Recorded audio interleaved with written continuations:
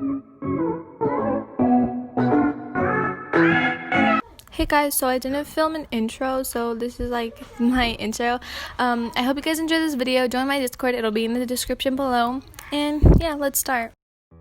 Let's play a game of tag, Emma exclaimed cheerfully. Sure, Norman said behind her. You turned to face him as you saw Ray behind him. Oh, Ray's here. You slid a faint smile his way, but he only turned his head as if he was ignoring you. Something seemed off about him. Emma and Norman too.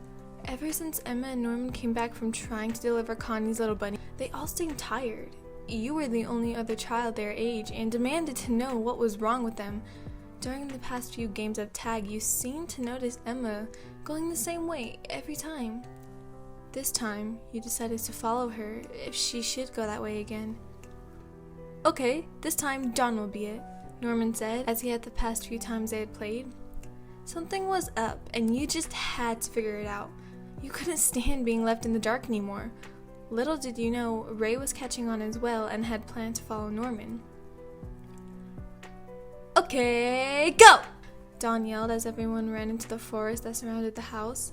You and Emma, both being the oldest girls and the most athletic of the group of kids, sprinted off, leaving the little kids to wander as they pleased. You didn't see Norman, nor did you hear him.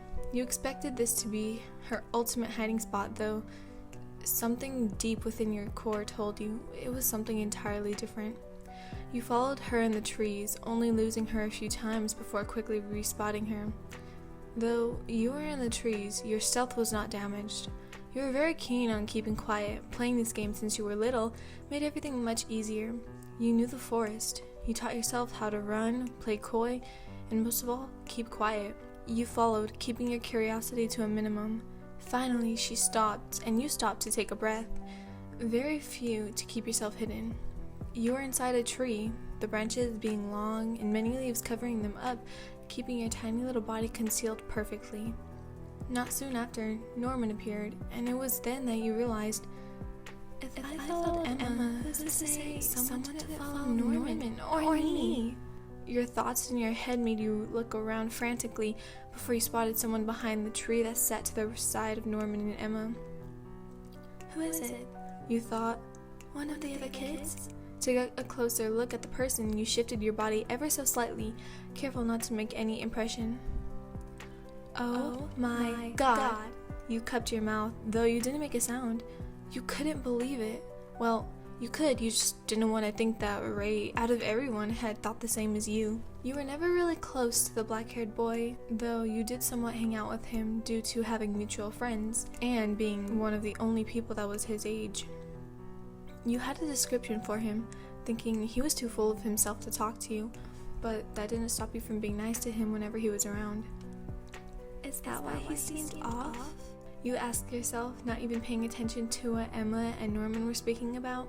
But anyways, was he catching on to their new attitudes too?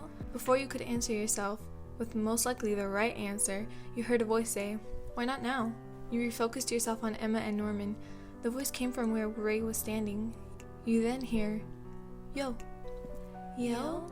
He says yo. You muffled your giggle. Then Ray said, "Sorry, I followed you." Without thinking, you plopped down in the back legs of Ray and walked up saying, "I'm here too. Sorry." You turned your head, feeling guilty. Ray looked at you before turning back to Norman and Emma, who had also had their sights set on you. "It's been bugging me all day, so I thought I should just come out and ask you," he said, shoving a book into Emma's chest. You turn your head, still looking at the ground, and listen.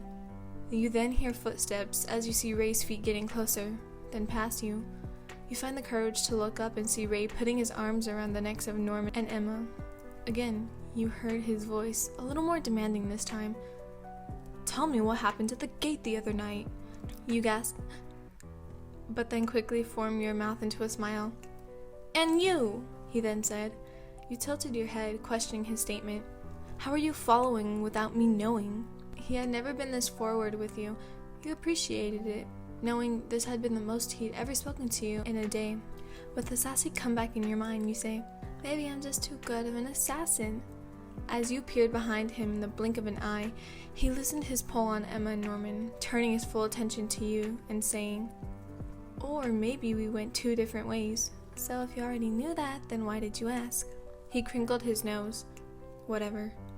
Anyway, what happened the other night? Emma and Norman started to sweat, and you, getting more suspicious by the minute, say, "If you don't want to tell him, you can always tell me," winking at Emma as Norman let out a short laugh. You turn your head looking up and receive a stare from Ray. Eyeing you up and down, he says, "Now I know why. It's because you're so puny." He nodded and smirked to himself. Norman and Emma had been going back and forth on whether to say anything.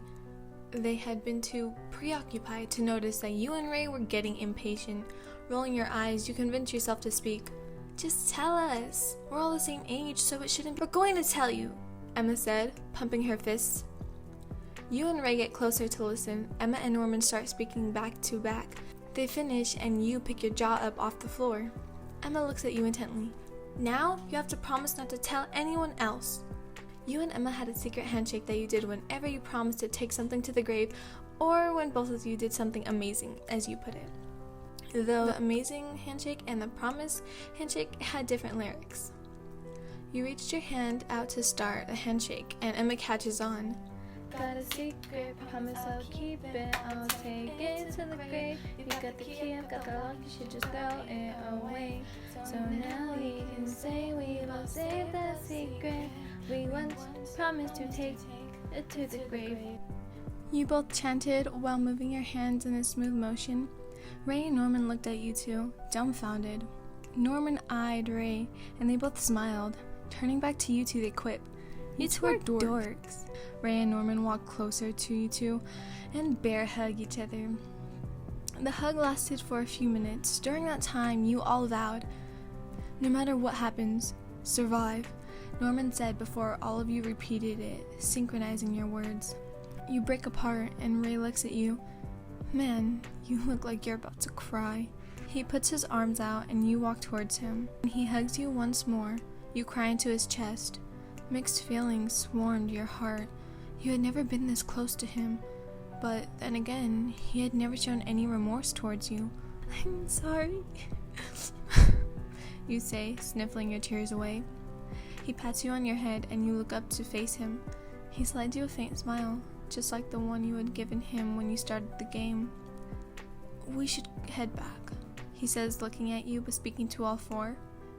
"Everyone will get concerned about where we are, especially Mom." You all start walking. Norman and Emma staying apart from you as Ray walked beside. Your ears were clogged because of the crying session you had earlier, but you could swear you heard Emma and Norman gossiping in the back. You turn your head and get 2 big grins. Well, I hope you guys enjoyed this video. I was recently listening to Ray ASMRs and I really wanted to do one, so yeah. Bye guys. Oh, join my Discord, it'll be in the description below.